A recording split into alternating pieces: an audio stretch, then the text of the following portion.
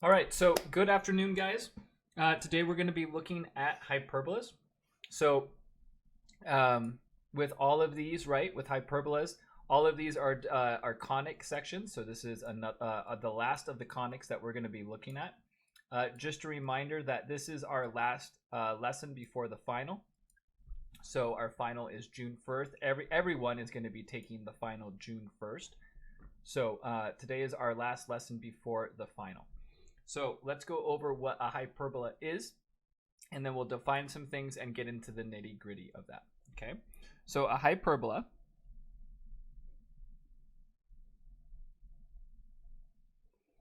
is defined as being it's the set of all points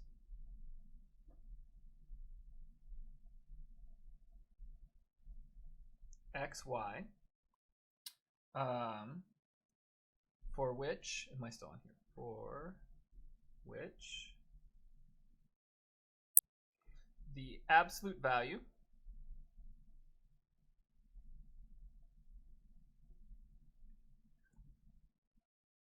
okay, so it's the set of all points x, y for which the absolute value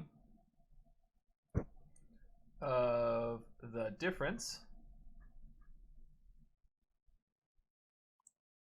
of the distances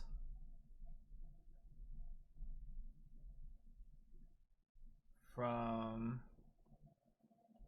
two foci. Okay, so a hyperbola is the set of all points for which the absolute value of the difference of the distances I should say is constant.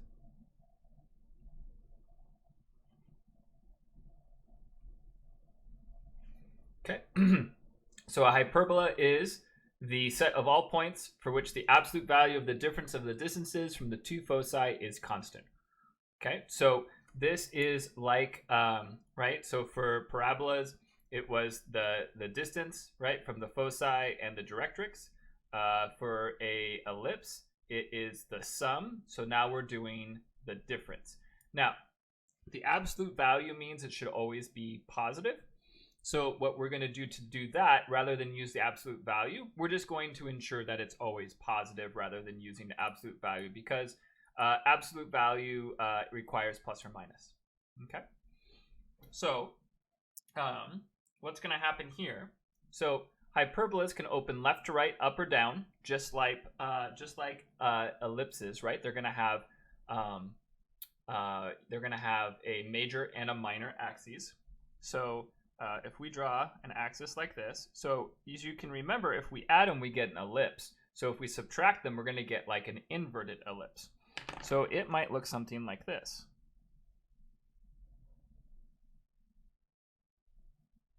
Okay. And we would have, two foci. Okay, like that. Okay, some things that we're going to have. So this is going to be your center. So this is centered at 0, 0. So the same A, B, and C kind of hold true here. So your major axis is going to be from here, and your C is going to be to the focus. Now, what's different here is that before, in an ellipse, the C was smaller, right? But remember, we defined C as B from the center to the focus, okay? But with an ellipse, right, the foci were inside the shape, so C was smaller than A.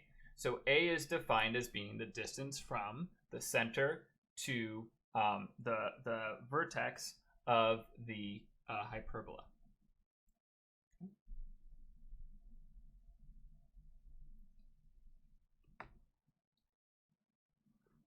Okay.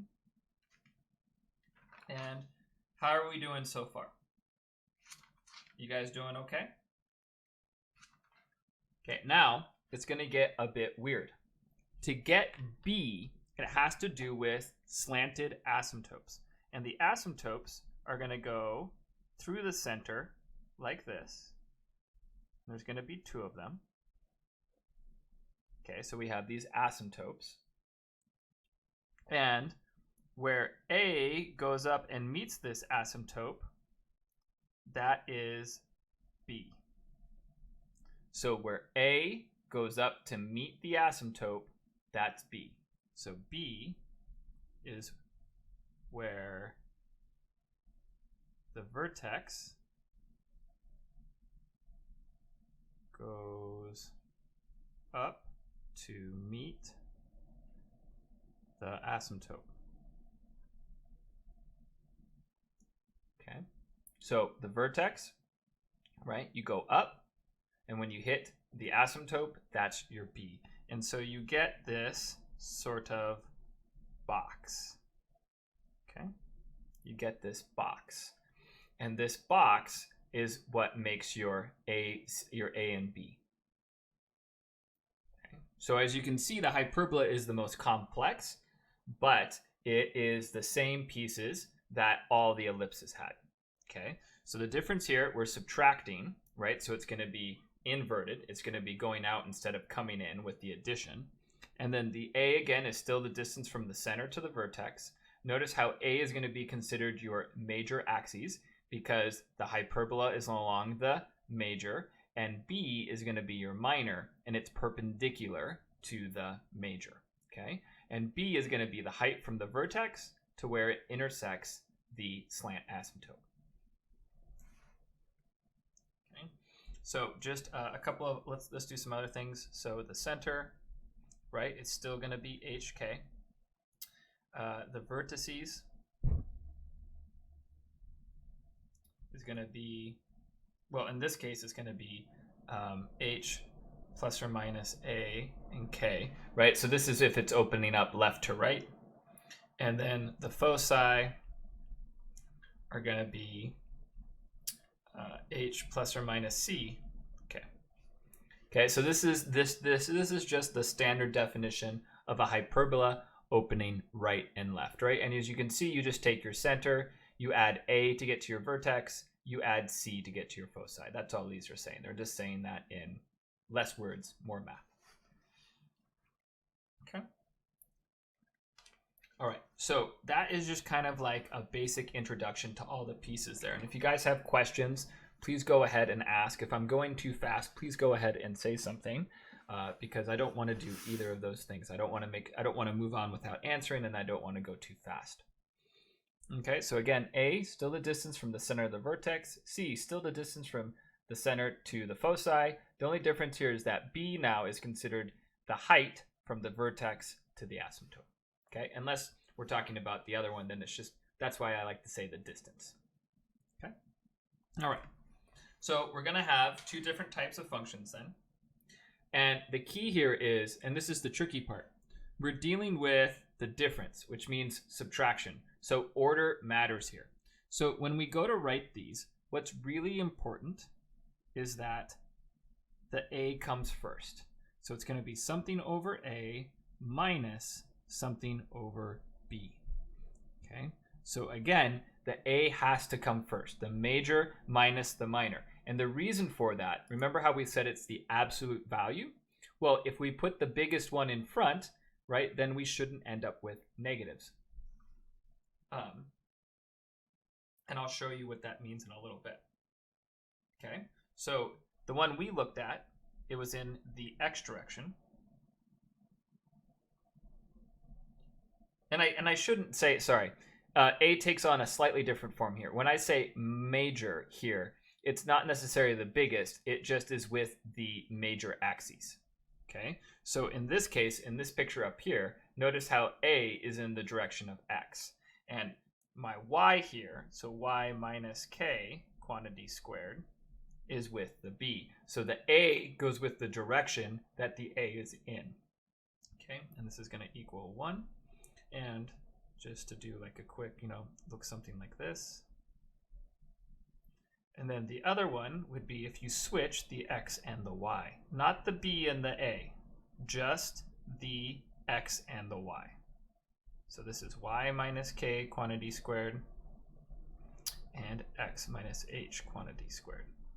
Okay, and if you did this, then it would look like this. Okay, So those are our two base equations.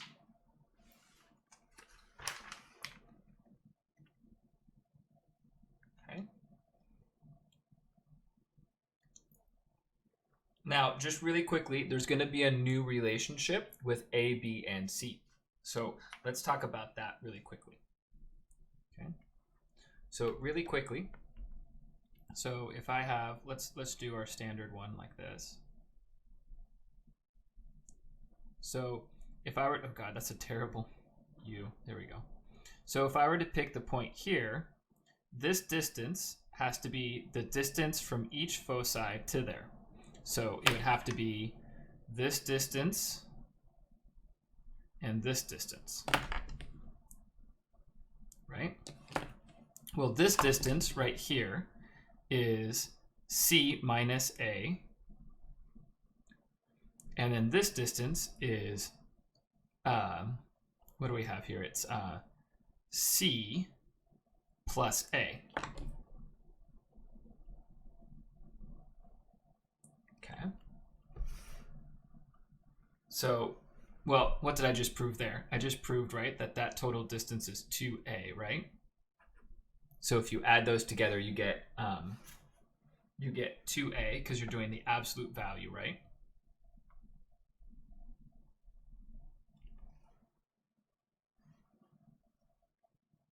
Did I get that right? I feel like I got 2C, not 2A. What did I do wrong? This distance is... Oh, that's what I did wrong. I wrote these down wrong. Okay, so this would be C plus A, but this would be, this is A, and the total is C. Oh, C minus A, I did that right. So if you add those two, but it's the absolute value. Oh, it should be subtract. There we go. Ha! That's what I did wrong. It's subtract. I said the difference. So you take C plus A minus C minus A. Absolute value of that, you get 2A. So that's the total distance is 2A. Okay. And then, if we take a look at another picture, sorry, I just ran out of room on that one. So if I go like this. So if I have focus here and a focus here, if I pick a point here, so I have this distance and this distance. So this would be D1 and D2. So just showing you guys, right? So this would be D1 minus D2. What am I trying to show you guys? I'm just showing you a whole bunch of little things right here now. Okay.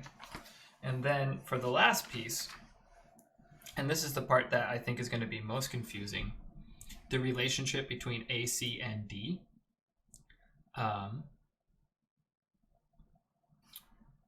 Is that A squared, here I'm going to write that here, A squared plus B squared equals C squared. Okay.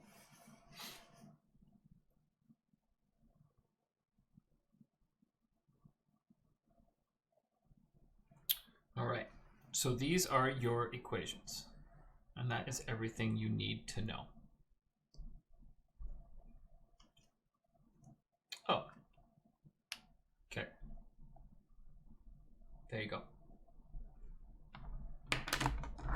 So all I was trying to show here is that these two distances here are going to still add up to 2A. So this one here is just kind of an example of this, but it's going to ample up to 2A. And this is, if you're looking at any point D, it's going to be D1 minus D2. It's the absolute value.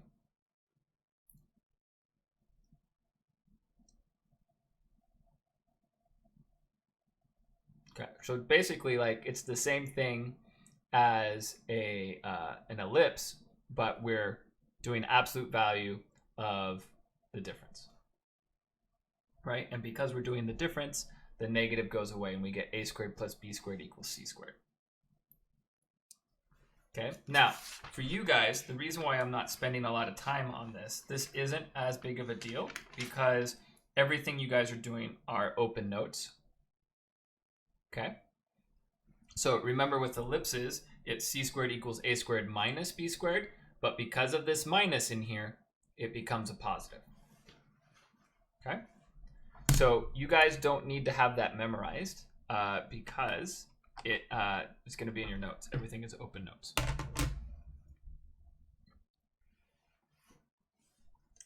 So does anybody have questions about that? I tried to go a little bit slower. This stuff over here isn't as too important. It was just like, hey, like this is the same as ellipses. I mean, because it's all conics, so they're all the same. It's just a different definition. Rather than adding them, we're subtracting them and taking the absolute value.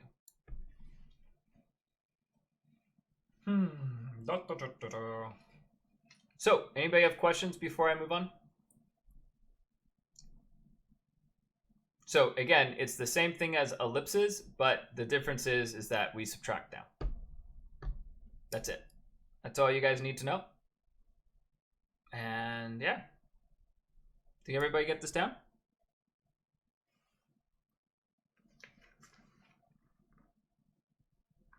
No?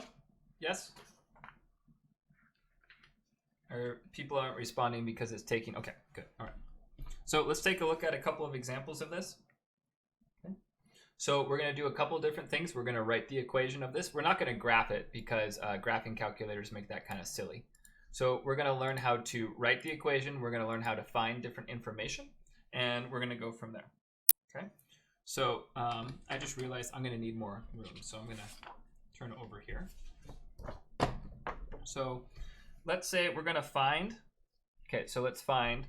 And remember, your book says standard form, but that just means conic form, right? So find the, and I hate that they call it standard form.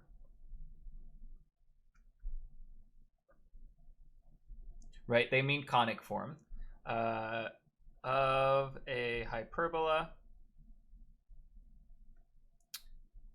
given the following.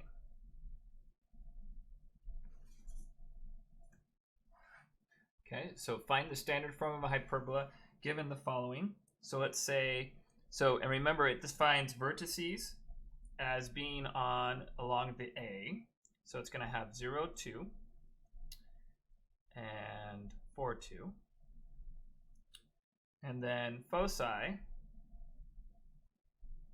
from -1, 2, and 5, 2. Okay, and that's going to be our information. So whenever you're given points, unless you're really familiar with conic sections, which you're not going to be, and there's nothing wrong with that, we want to go ahead and we want to draw a picture, because the picture is going to help us see what do we have and what do we need to find, right? Because we know we need A, we need B, and we need H and K. So what I'm going to do is I'm going to plot these points. Okay, so I got 0, 2. I have 1, 2, 3, 4, 2. I have -1, 2. And I have 5, 2. So if this is a vertex, and this is a vertex, and this is a foci, or focus, and this is a focus, then I know it's got to look like this.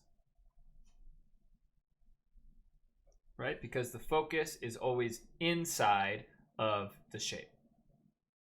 Okay. And then what I can do is I can find some important numbers. So first, the center is going to be in between my two vertices. So if I'm at 0 and 4, halfway in between is, right, my center. So right here, that means my center is at 2, 2.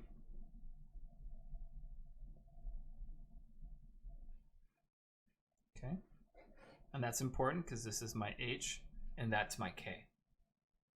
Okay, so I'm just plotting these points, and then I'm saying, okay, what am I missing? So I'm missing my center. I need that for my equation. Okay, there we go. Now I have to think, what are the next two things I need for my equation? I need an A and I need a B. Okay, So to do that, we are going to look at the graph and say, okay, well, my A is defined as being the distance between my center and a vertice. So if I'm at 2, that means my A is 2. Okay. And then we define C as being the distance from the center to the focus. And so the focus is at 5, so that's 1, 2, 3. So I know that my C equals 3. Okay, so all of this can be gotten from just looking at the picture. Okay, so you're given points. You want to plot the points, and then you want to be like, okay, I plotted these points. Which way is it opening up? Okay, because if we know which way is opening up, then I know that my A squared is going to be with the X, and my B squared is going to be with my Y. Okay, so the only thing I'm missing at this point is I'm still missing my B. So I'm going to use, right, I know that C squared is A squared plus B squared. And again, why there's no negative here, and I have to, I always forget with the other one. I want to say it's A squared minus B squared, but now I'm afraid of saying something wrong, so I'm going to look it up really quickly. It is A squared minus B squared. So, and again, the difference here is that minus, right? Because we have that minus in here, it's going to change this to a positive. So we know C squared, so C squared is 3. We know A squared, we know A is 2. And then, so we're going to solve for B. Right, so we're going to solve for B here. So I'm going to subtract 2 squared from both sides. Now remember, I can't combine these because the bases are not the same, right? So 3 squared is 3 times 3. 2 squared is 2 times 2. So I just keep this as 3 squared minus 2 squared.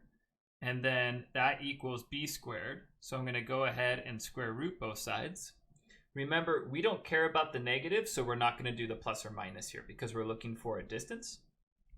So 3 squared is 9. 2 squared is 4. 9 minus 4 is 5.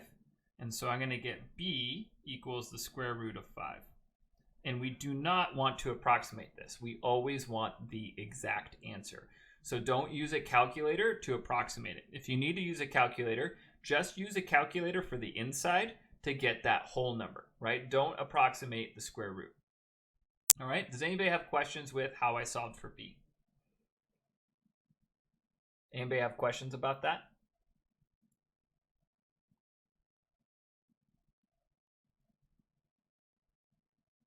Okay, so then we have our B equals square root of 5.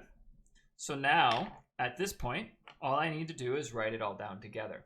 I have my H, my K, my A, and my B. So I'm going to have X minus 2 quantity squared over A squared minus Y minus 2 quantity squared over 5 equals 1. Now notice how A no longer means biggest. Okay, did you guys see that? A no longer means the biggest length. So in this case, when we think A, we can still think major, but we're just thinking, where does it open up along? It opens up along the x-axis. So A no longer means it's the biggest one. It just means this is where it opens up along. Okay. So major takes on a different meaning. It just means this is where the function is existing. It's existing on this axis. All right, so I thought we would have you guys try one of these out on your own, and we'll see where we go from there. Okay, so let's take a look. Why don't you guys try this one out on your own? So let's say given that the foci are at 0, 0, and 8, 0, and the vertices are at 3, 0, and 5, 0. I want you guys to write the equation. Write equation of hyperbola. Okay, and I'm going to put a timer or else I will forget about time. So let's do 2 minutes and see what you guys get.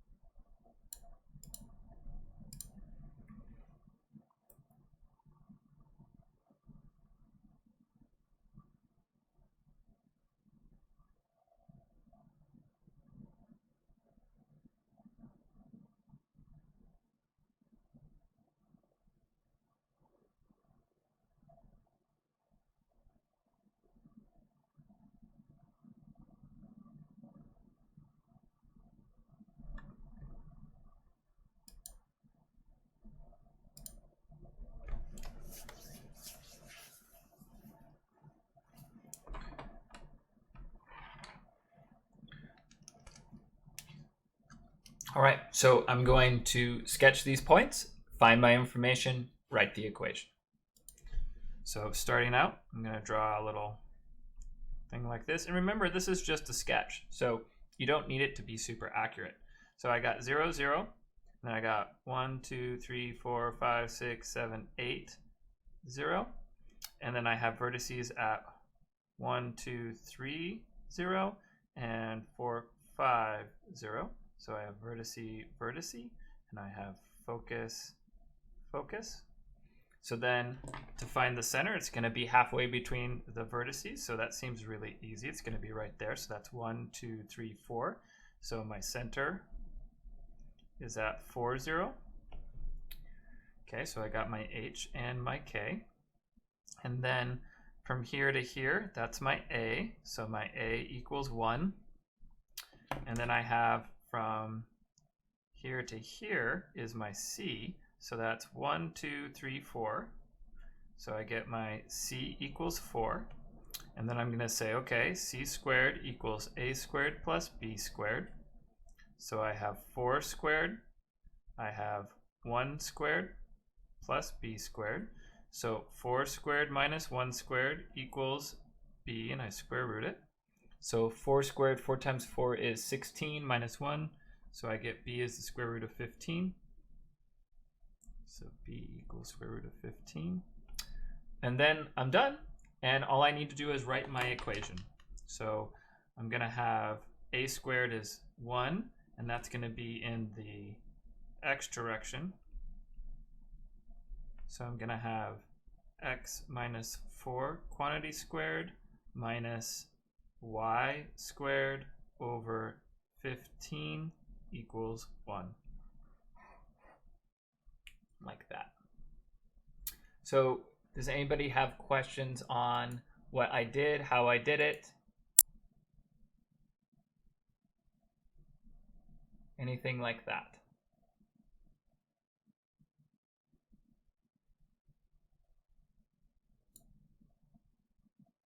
Okay, notice how I didn't do y minus 0 quantity squared because the minus 0 is kind of, right? It's nothing, so we don't need to include it.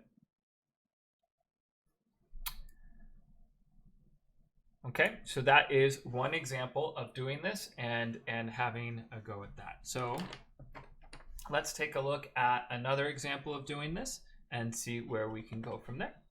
Okay, so again, this method is very visual. You just sketch a quick graph of it. You can find your center, you can find your A, you can find your C, okay, and then find what's left using using that little equation there. Okay. So next,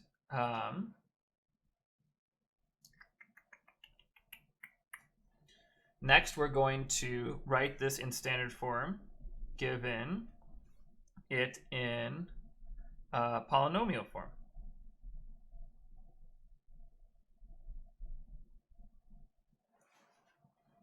Oh, this is really easy.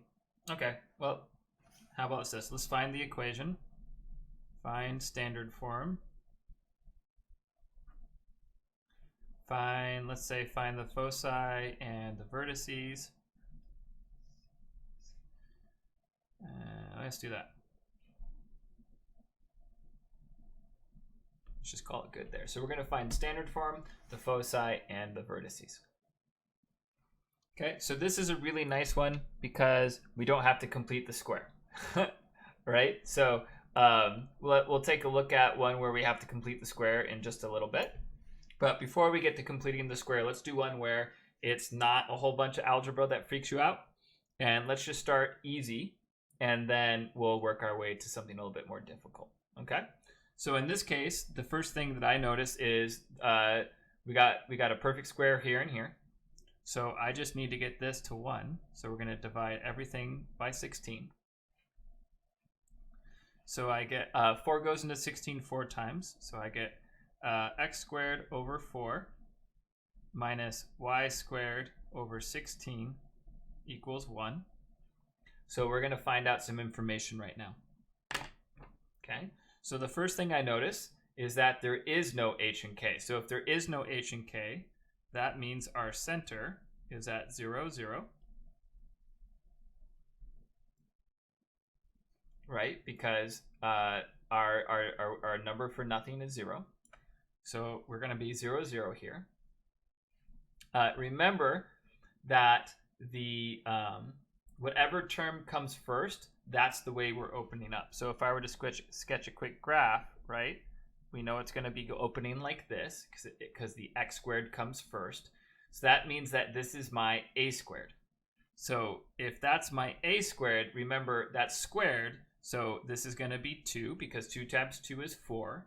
And my b is going to be 4 because 4 times 4 is 16. Now, the problem, though, to find our foci, we're going to need c. Okay? So we're going to have to do a little math to find c. So we're going to go, okay, well, a squared plus b squared equals c squared. So I'm going to have 2 quantity squared plus 4 quantity squared equals c, and then I square root both sides. So 2 squared is 4. Oh, 4 plus 16, right? That's 20. So it's going to be the square root of 20. Okay, so again, I got the center just by looking at the tops. I got A and B from the bottoms. Okay, so I got A and B from the bottoms. And then to get C, I'm going to find C using this equation. So now I want to find the foci and vertices. Well, we know the center is at 0, 0. And so the distance from the center to the vertice, that's going to be A. So since it's in the x direction, I just need to add A to whatever the x value of my center is. Now my center is 0. So my vertices is going to be plus or minus A. So my A is 2. So I'm going to have a vertice at 2, 0 and negative 2, 0. Right? And that was just my h plus A and then my h minus A. my foci is going to be from my center, right, to my foci, and that's going to be C. So since I'm opening up in the x direction, I'm just going to take my center value and I'm going to add C to get one, and then I'm going to subtract C to get the other. So my center here again is at 0. So I just go 0 plus C, and C is square root of 20. So it's going to be the square root of 20, 0, and negative square root of 20, 0. Okay, now this was a really nice entry to this kind of question because the center was at 0, 0. And the center at making it at 0, 0 is really nice and easy. So a couple of things that really helped me and that are going to help you is I drew a little picture. Look, notice how tiny little picture there I did, right? Like, and it can just be in the margin. So the x squared comes first, so I know it's going to be opening up left to right. Then I can just draw, hey, from my center, it's going to be plus a to get to my first vertice, and then minus a to get to my second vertice, and then it's going to be c to get from my center to the foci. Okay, so again, I truly hope you guys see that it is so beneficial to have a small little picture. Does anybody have any questions with this? I think we're running a little bit low on time, so rather than have you guys practice this, we're just going to have this in our notes, and then I'm going to go ahead and do the next one.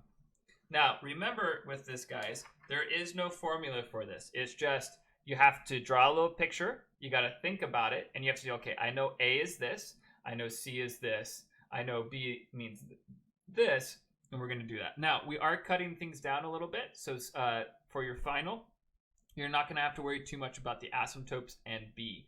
But for the non-seniors, we're going to be learning that after the final. We're going to be learning about how the asymptotes play a role and what to do there. And we're also going to be learning about parametric equations.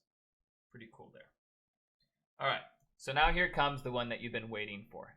Okay, we're going to go from polynomial form, where it's not at 0, 0, to quote unquote the standard form or conic form. Okay, so now let's say we're given 4x squared minus 3y squared plus 8x plus 16 equals 0. Okay, so now we're starting in, right? Remember, we're always talking about how there's two ways to define conics, right? There's the algebraic way and the geometric way. So this is the algebraic way of describing conics. So one thing I just want to point out when you're dealing with polynomials, right? So we look at this, see how there's a minus? So boom, right there, we know it's a hyperbola and we know it's not an ellipse. So on the SAT, sometimes I've seen questions where they give you a polynomial and then they say things like, is this a hyperbola, or what shape is this? What conic is it? And then like you have to like figure out, hey, is it an ellipse? Is it a circle? Is it a hyperbola? So the easiest way to see if it has an x squared and a y squared and it's subtraction, it's hyperbola. Okay. All right, so you guys guessed it. We're going to group together all of our x's, which in real life is a terrible idea. I would never do that unless you're in good terms with all your x's. So I'm going to get 4x squared plus 8x. Okay, I'm going to leave a little bit of space. And then I have minus 3y squared. And then there's no other y, right? But we'll talk about that. That's a unique solution. And then I'm going to subtract 16 from both sides. And I'm going to get negative 16.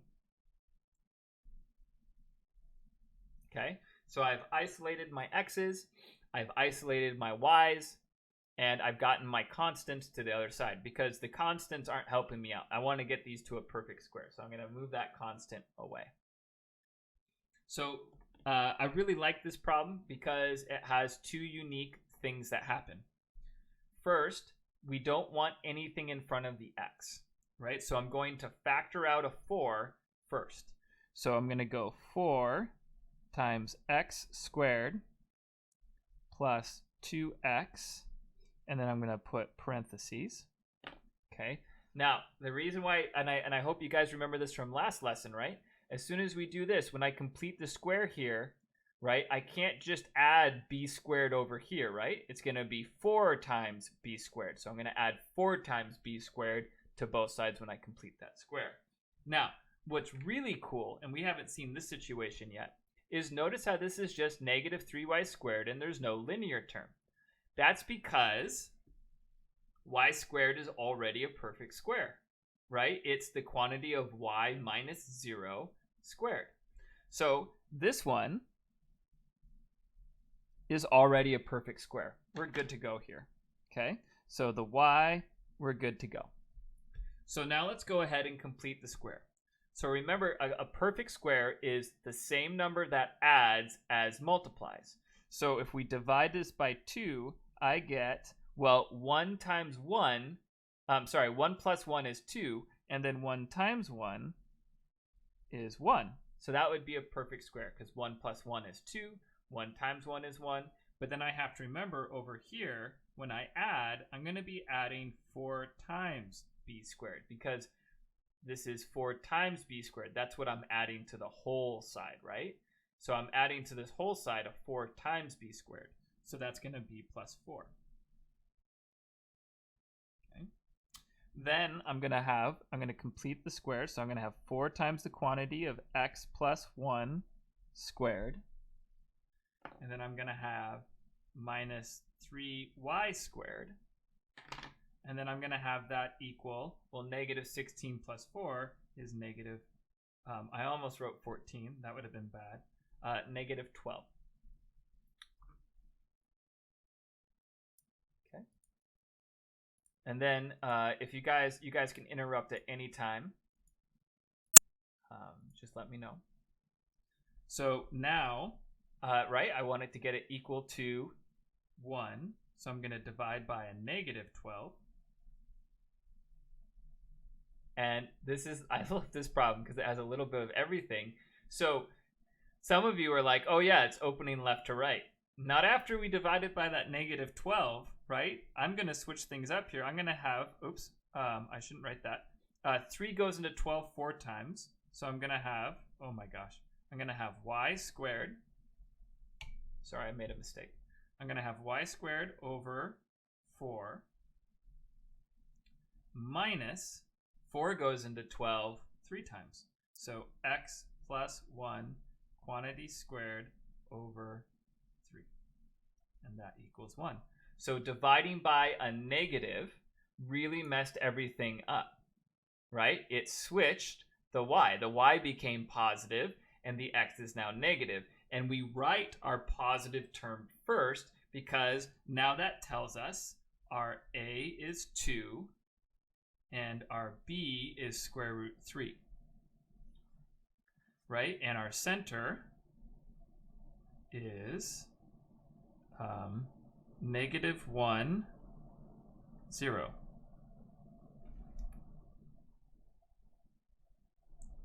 Okay.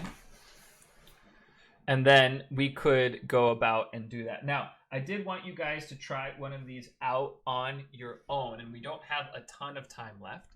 So does anybody have any quick questions here, or else I'm going to give you guys one to do this. Now, a more interesting problem, right, would be not only to find this, but to find the vertices, to find the foci, to find the center. Okay. Anybody have questions about that? I hope I'm going at a better pace. Someone said that I was going too fast, so I hope I'm going a better pace now. All right, let me throw this at you and see what you got. We're getting into the kind of math now. Oh, good. I'm glad it's better. I was going fast through that first part because it was I didn't think anybody would care. So I probably should have just not said it at all. So given, let's do 5x squared minus 16y squared. So we know it's a hyperbola, plus 16y minus 144 equals 0. give that a try. So it's 1:50 now. So I'm going to try to give you guys 3 minutes and see where we can get from there.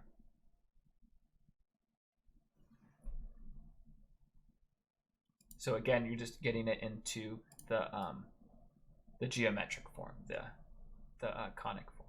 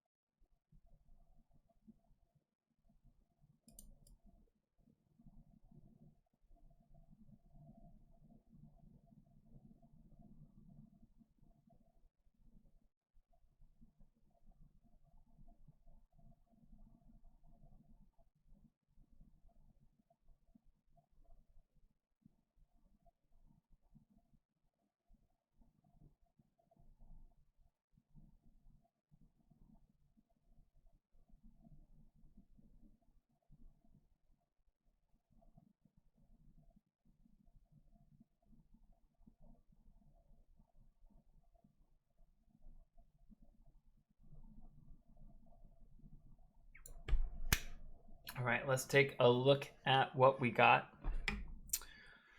So I'm going to combine my x's. I'm going to combine my y's. It looks like I just have 5x squared. And then I have negative 16y squared plus 16y. And then I'm going to add my 144 to both sides. So I'm going to get 144. Okay. And then what I'm going to do, looks like the x is already in a perfect square.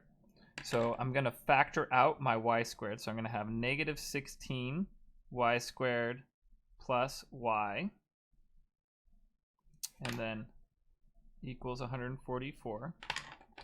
So the x, right, is just by itself. That's already in, what's it called, form? Factored form. So for this, I'm going to divide by 2. So I get b equals 1/2, right? 1/2 plus 1/2 is 1. So I'm going to add b squared, which is going to be 1/4. But then when I go over here, it's negative 16 times 1/4. So I have negative 16 times 1/4. And that is negative 4. Craft, why did you have to do that? So I'm going to add negative 16 times b squared. So I'm going to add negative 4. Okay. So what do I get here? I get 5x squared. And then I get minus 16 times y plus 1/2 quantity squared equals 140. So then I need it to equal 1. So I'm going to divide by 140. So I get 5 goes into, I can't think right now, 28, oops, x squared over 28, and then 140 divided by 16. Why don't I just do a reduction of that? So I get minus 4y plus 1/2 quantity squared over 35 equals 1. Like this. And then I do have a little bit of time. Would y be negative? No, it was negative. Oh, shoot, you're right. Dang it.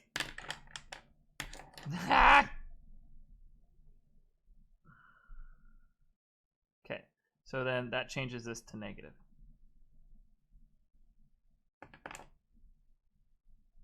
Everything else is the same.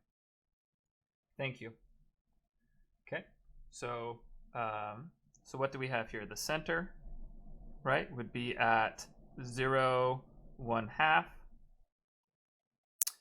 The your a would be the square root of 28. Oof, that's ugly. And your b would be the square root of 35.